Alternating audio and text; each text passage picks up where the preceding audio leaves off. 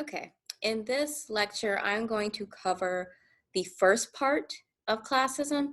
So I've broken up the lecture on classism into two parts. This is the first part. We're going to be talking about some important terms that's going to help facilitate discussion into the second part. So before we get started, we're going to have to talk about some important terms first. Being that we're going to talk about classism, we need to understand the first part of that word, class. So depending on the context, class is used in different ways. For the purpose of this lecture, class is going to be referred to as the social ranking that is based on wealth, status, education, and power. One of the indications of class is wealth. So in common discourse in our conversations, wealth is used interchangeably with how much money you have. Well, that's not accurate. Wealth, academically speaking, is what is owned minus what is owed. So what investments do you own? What investments do you have? What homes do you own? Minus, what you owe. So that might be credit or school debt, mortgages. Income is also an indicator of class. So income is this periodic inflow of resources from your wages, your investments, government benefits, or other sources. Now, this isn't a class indicator per se, but when we think about class culture, it's like this set of norms, values, and the ways of life that is shared by people with a similar class position. Cultural capital, on the other hand, this is basically just culturally specific knowledge, skills, language, and self-presentation that acts as a marker of class. So it might be used if we think about it. For example, familiarity and comfort with the norms of interactions in a working class community, and being comfortable in these interactions that can help navigate the social environment successfully, and allowing that person to have access to aid from that community, lead them into work opportunities, and so forth and so on. Now, compared to cultural capital, social capital is different. Social capital, it just basically refers to the networks that you are a part of, and this network is something that you have access to. So it's sometimes used in ways specific to privileged class groups, basically to describe the connections to elite social networks that provide access to private schooling, professional advancement, political power, and other forms of class advantage. It can also refer to the neighborhood and family networks that poor and working class people rely on for sources such as childcare, job leads, any hand-me-downs, rides, or housing. So depending upon the class that a person is in, social capital means different things. So when we look at class is completely multidimensional. A person may have advantages linked to one indicator and disadvantages resulting from another. So for example, let's say a woman with a greater income than another, like maybe she won the lottery, right? Hit the jackpot. They may have a lower status in terms of cultural capital. However, this person would have advantages in other areas, okay? So taken together, you can have, the point is you can have advantages in some areas and disadvantages in others, uh, just as an example.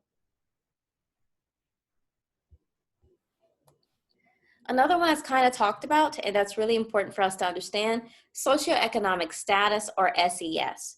So this is the total measure of your work experience and economic and social position in relation to others.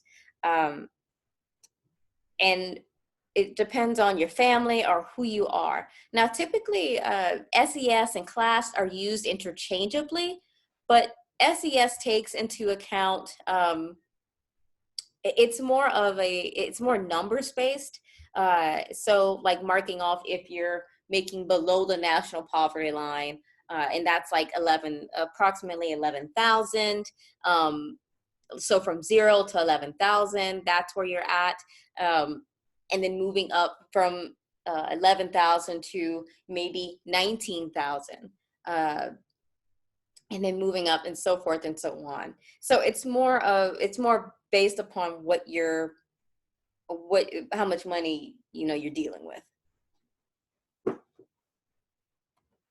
So when we think about classism, right?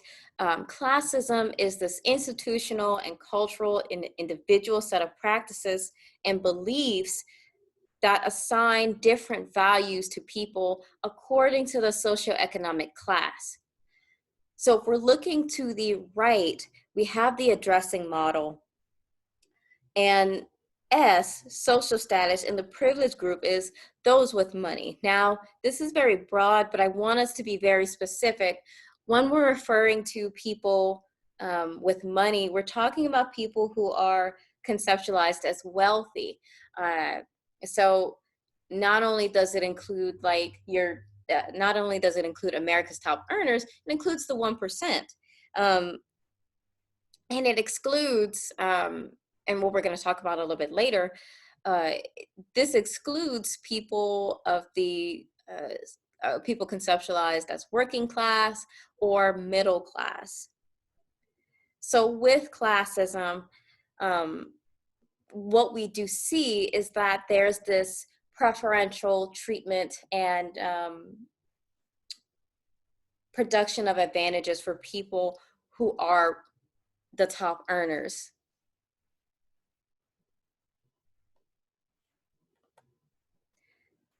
Oops. All right. So classism in recent years, just to give you a little bit of brief history about classism, classism has been around for quite some time in the human history. We have seen this preferential treatment of people who are wealthy, people who have who owns vast amount of lands. And what we have noticed is that, just to be very explicit, classism is one of the oldest oppressions that has been documented. We've recognized the detrimental impacts on the working class and even so the middle class. So for those in the working class and even in the middle class to some extent, there's lack of access to resources. So this can be for health, education. We also see this downward or stagnant mobility. So some of you might have been a little bit younger, but in 2008, there was 2007, excuse me,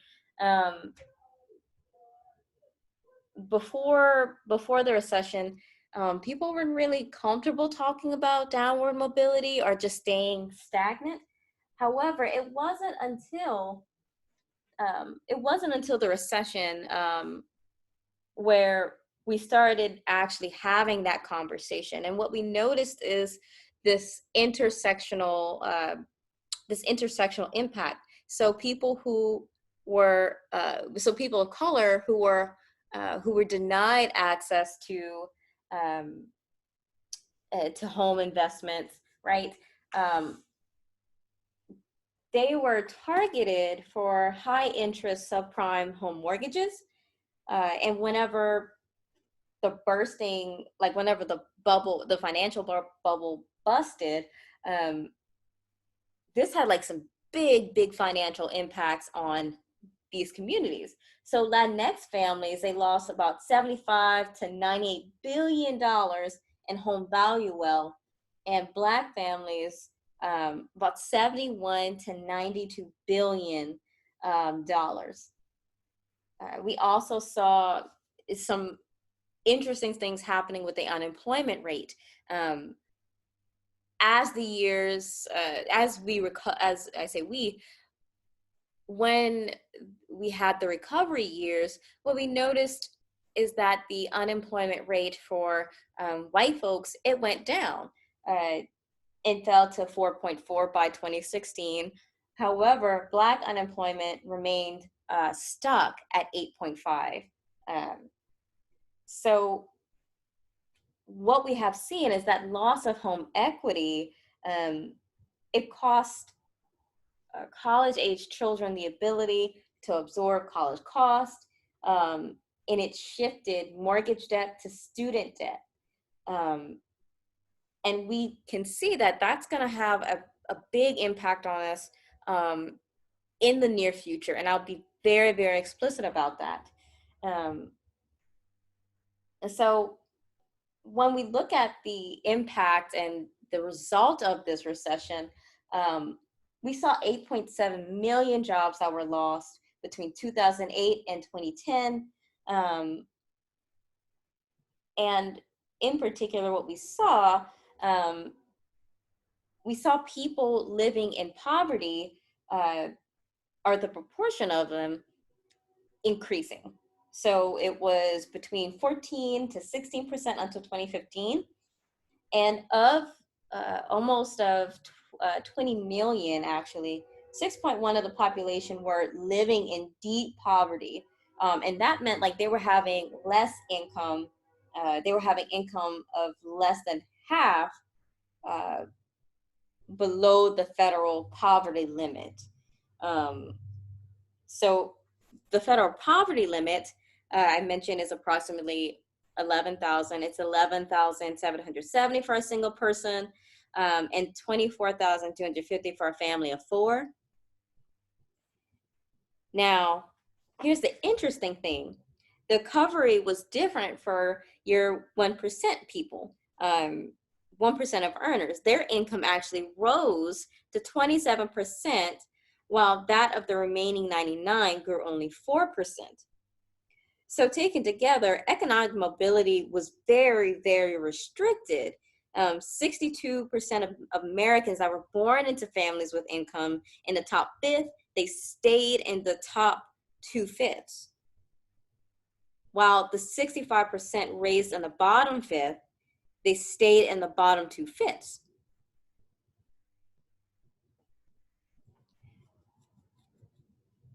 What we also saw, and the thing about that, there's a lot of factors that went into it. I'm not going to go too much into it. When we think about job loss and wage,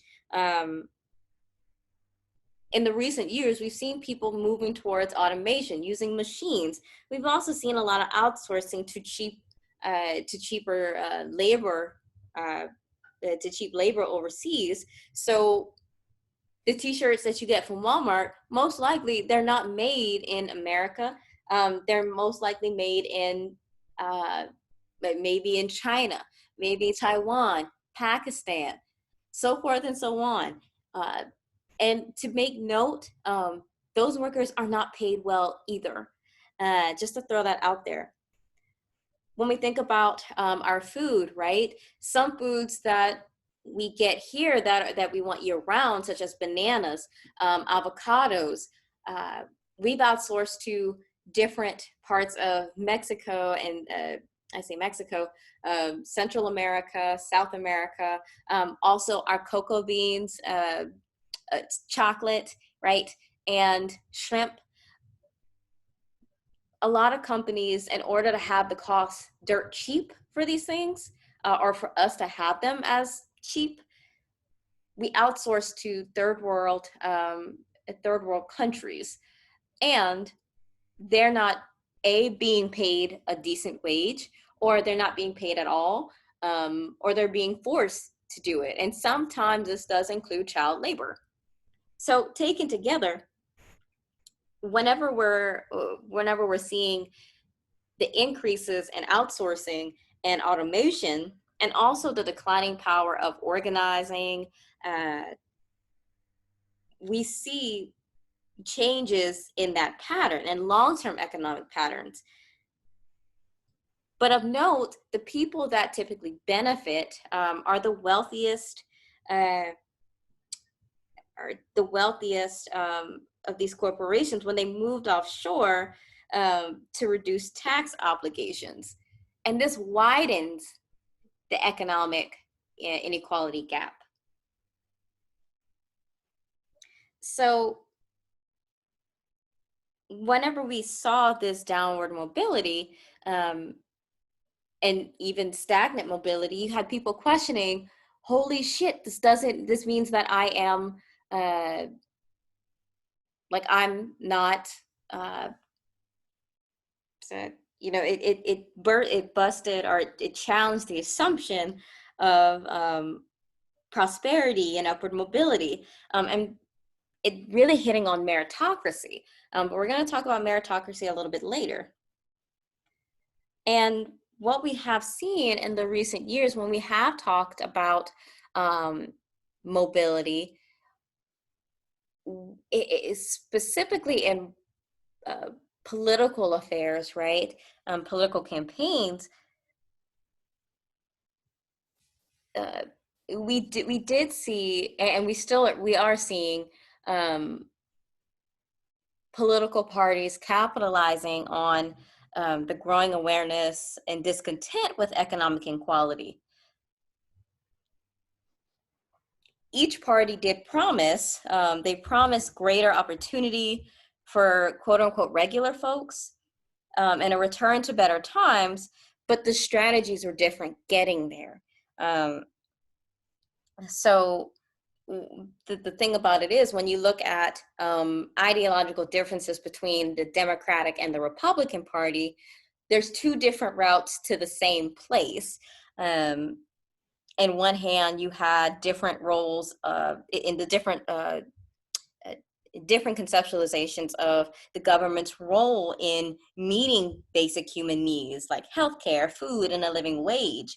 And also with the shared suspicion of international economic entanglements and treaties that favor corporate profits over these basic human needs.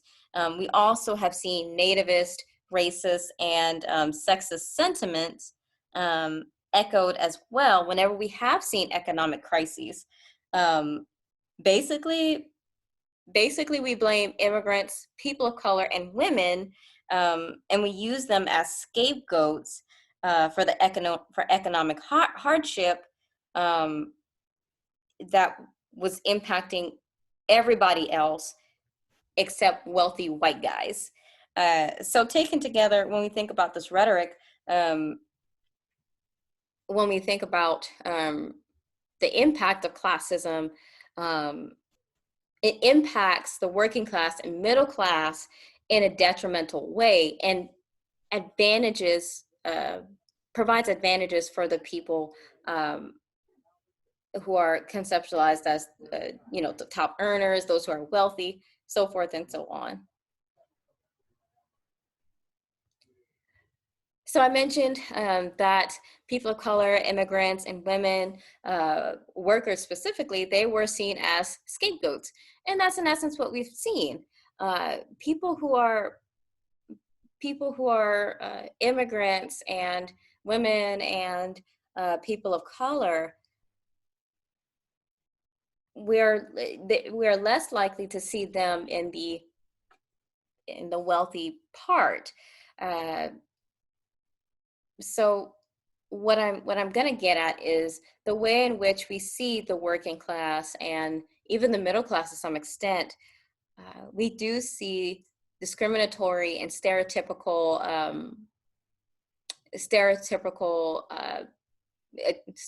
stereotypes of these folks. So when we look into media, what we see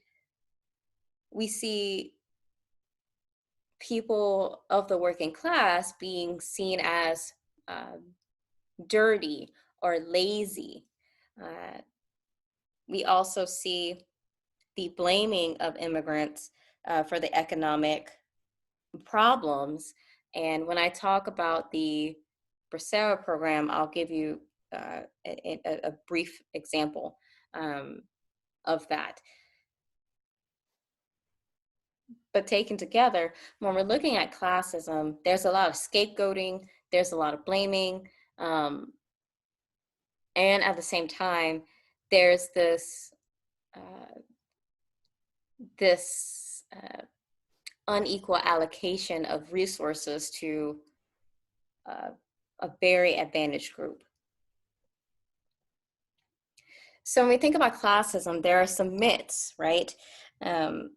The myth of meritocracy, we briefly touched on this in previous lectures, but we're going to talk about it a lot more in detail. And then also this conflation with democracy and capitalism. So first we're going to talk about meritocracy. So meritocracy is this belief that if you work hard and you're talented, you are going to be rewarded. Specifically, you're going to achieve economic success and upward mobility. However, the issue about meritocracy is that it stigmatizes people who are part of the working class. And it does that by placing the responsibility on the individual. So if we're looking at meritocracy, it's very individualistic. And it says, if you do not work hard, it is your fault, you are in poverty. And those who are living in poverty, they haven't worked hard or they're unintelligent. So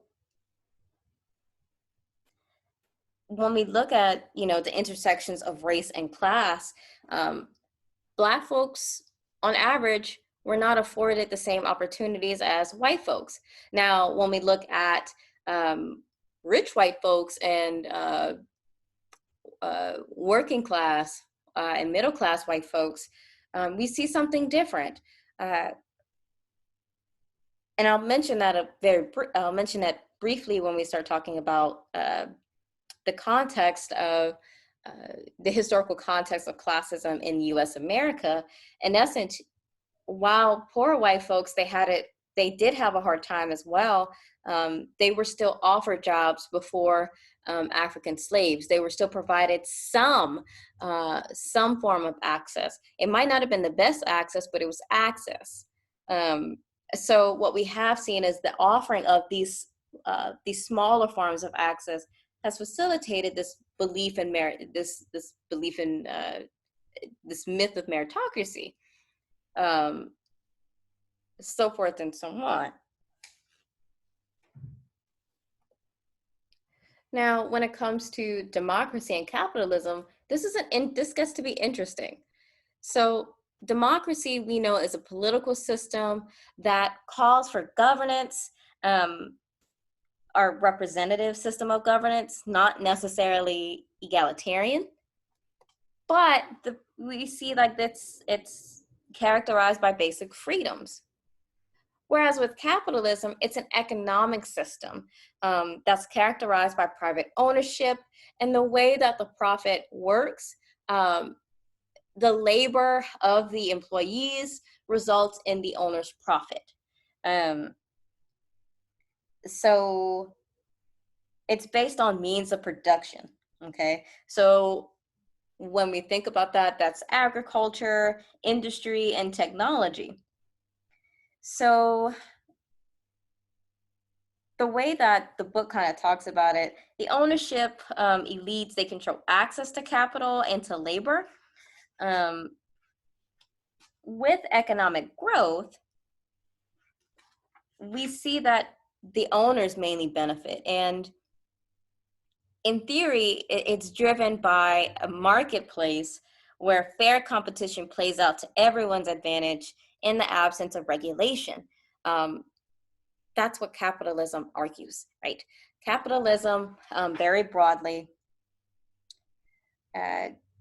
suggests that, you know, the marketplace provides that opportunity for fair competition. So it's saying that anyone with a business can make it. However, that's not necessarily true. Well, I'm not saying not necessarily, it's not. When we think about McDonald's, if you're familiar with how McDonald's started out as like this harmless mom and pop, uh, this mom and pop uh, restaurant. And the brothers that initially that started out with it, there was another person that was involved, and this person saw that, you know, you can make a lot of money with this, with Mickey D's. And the brothers, they did not want that. Instead, they opened up their own restaurant. And the guy that they sold McDonald's to, there was a McDonald's across the street from their restaurant, their newly built restaurant, and McDonald's crushed them, drove them out of business. So taken together, when we're looking at capitalism, did that appear to be a fair fight between the two? Also, when we're looking at the bigger businesses, right? Disney owns everything, or excuse me, they own a large part of products and businesses and so forth and so on, right? And what we've seen is that monopolies can compete with monopolies. But with smaller businesses, we don't get to see that because they may end up being crushed by these monopolies. So when we think about places like Walmart, you can find a Walmart all over the place. If you had like a mom and pop store that was similar to Walmart, it'd be harder for them to compete with Walmart being the way that it is. So with the political process, specifically with democracy, they provide regulatory laws and policies to protect the workers, provide safety, maintain fair labor and banking practices, and fund social safety net programs. What we have seen in capitalism, we've seen the exploitation of workers. When we look at these big factory farms, for example, the factory workers are typically underpaid. They're not provided with the appropriate safety gear whenever they're working with non-human animals. I do want to be clear, the treatment of non-human animals in factory farms, horrible, by the way. And it's important to note the ways in which the workers are also treated by the employers. And typically they're people of color. Also, with factory farms, they're located by Black and brown and poor Black and brown and just poor communities, right? So all the nasty stuff that gets leaked out, into the water resources for these communities are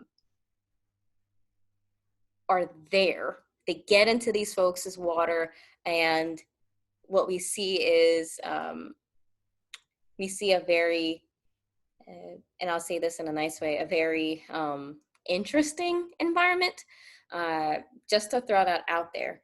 So for things such as factory farms, right, you see the exploitation and marginalization. The political processes such as democracy, they provide to make sure there's protection overall. The issue now is that we're starting to see more money being involved in politics, and there's this chronic tension. When we see money being pushed into politics, it's enabled powerful and financial corporate interests to roll back the regulations and the safety nets. So cutting welfare, cutting food stamps, cutting Medicaid, and not backing environmental protections for clean air and water. So basically, money in politics, it undermines the efforts to balance the excesses of capitalism with people's health and well-being.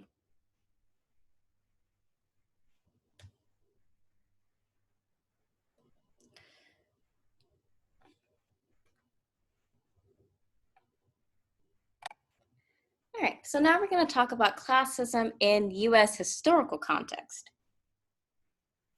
So it has been documented in US American history. This is one of the most oldest forms of oppression in US American history. And the thing about it is we celebrate America's historical political struggles, such as the voting rights, to provide a representative democracy. However, when it comes to economic struggles, there's silence. Um, and to be quite frank, we have seen the risings, the resistance of tenant farmers, manual and industrial workers against economic exploitation. And we have the history, get off my rights. We have it documented in history of this resistance, but we don't know it very well. So with classism, just to get us started, it's built upon the exploitation of people of color and poor folks. In the colonial times, we've seen this race-based labor system. So what we saw, you saw unpaid slaves in both the North and the South. And I will be clear about this. There was this legal system where it prevented Black slaves and white indentured servants from forming an alliance. You did have poor whites. They lived in deprived conditions similar to those of like skilled slaves and free Black folks. The thing about it is, poor white folks they were hired before free Black folks, and they earned more per hour for the same job. And this system became the basis for racialized labor union movements that helped to create a white middle class in the mid-20th century. Economic growth very much depended upon the export of cotton that was grown on slave plantations and on white settler agriculture on fertile lands that were, again, made available by forced resettlements of indigenous peoples. Oops, let me go back. Further, we saw immigrants of color, so this included Sikhs, Chinese folks, and Japanese folks, as well as Mexicans. They were shunted into menial labor, farms, factories, mines, and railroads. That's what you saw for those who were men. And for women, they were farming and in domestic labor. So we have this legacy of racialized and gendered class system that we do notice appears today in the workforce, whereas people of color, they're still relegated to low-paid labor and service roles in agriculture, marginalized into criminalized work in the sex and drug trade, and at the same time, locked into prison labor jobs that pays pennies an hour. So taken together, when we're looking at this race-based labor system, it has had implications for us now. At the same time, the wealthy elite, they profited from this system and it maintained their wealth and power through the primary control and benefit from speculation, mining, trade, and financial markets.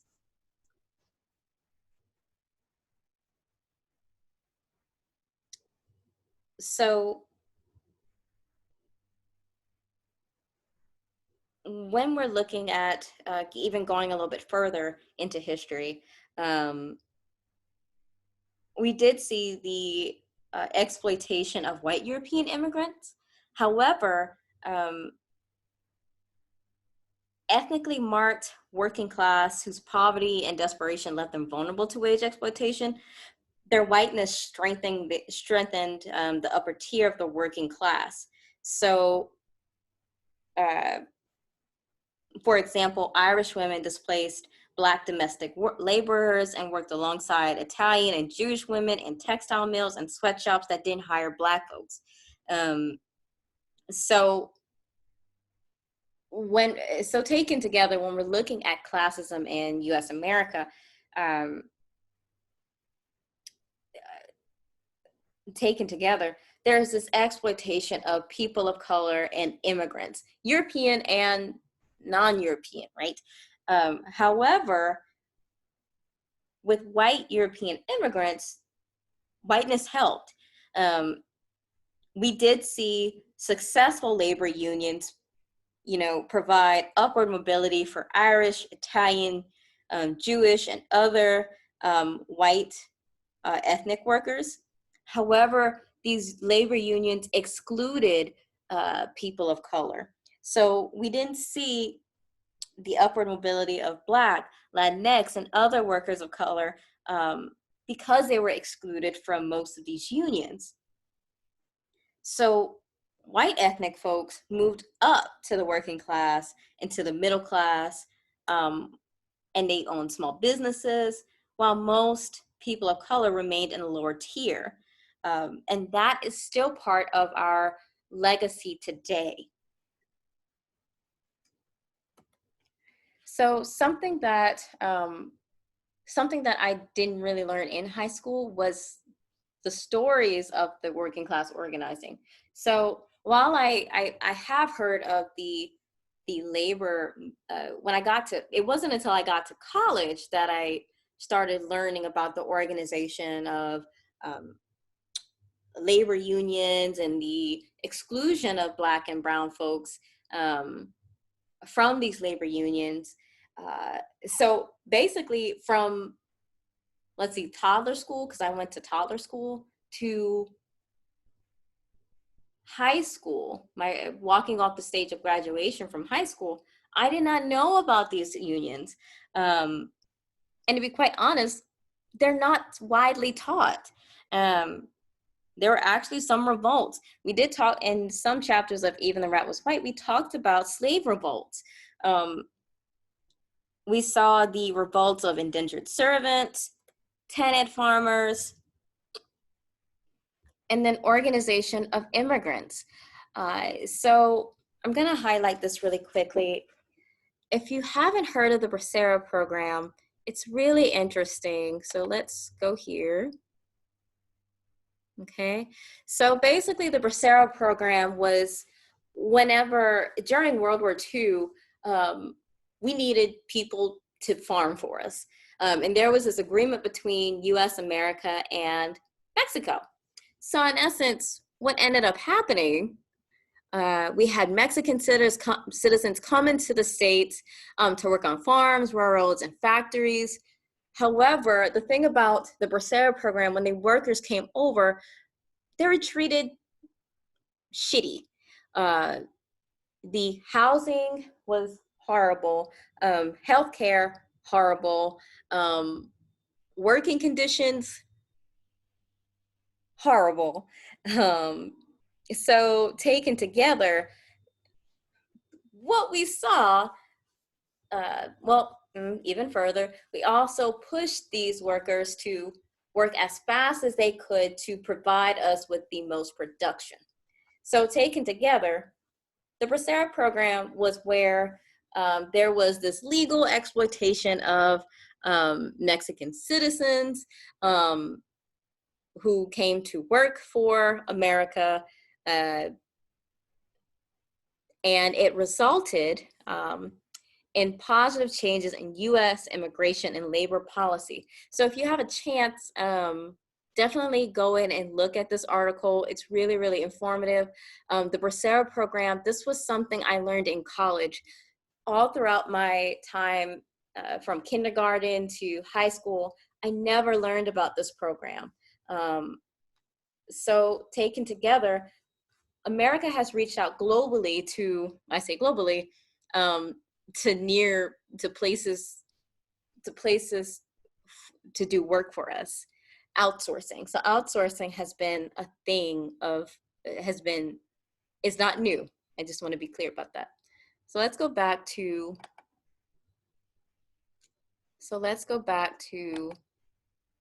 the slide. All right. We also saw the formation of these labor unions, right? With these labor unions, with the movements, this provided workers now to have a 40-hour work week, 2-day weekend, the right to meal breaks, and protection from wage theft. It's also important to note there's exceptions to these rules, these things. And here are the people who are exempt. Exempt. So most labor protections still do not apply to farm workers. So I mentioned people who are working at factory farms. While I do advocate against factory farm protections, I also want to be clear that even in produce, right, we still see the exploitation of farm workers. So I'll be clear about that. That's horrible. We also see exceptions to domestic workers, incarcerated workers, so people in prisons, and people who do criminalized work, such as in the sex industry. So taken together, when we're looking at certain labors, not everybody is protected. Most of the labor protections are not applicable to certain jobs. And these jobs are the ones that make US America probably the most money. So let's think about that a little bit. So I'm curious to hear about your thoughts about this. So taken together, we covered classism, we covered some important terms, and just to give you an introduction of classism just to give you an introduction of classism in the US. Now, in the next video, I will be doing chapter 9, and this is the last chapter, and that's it.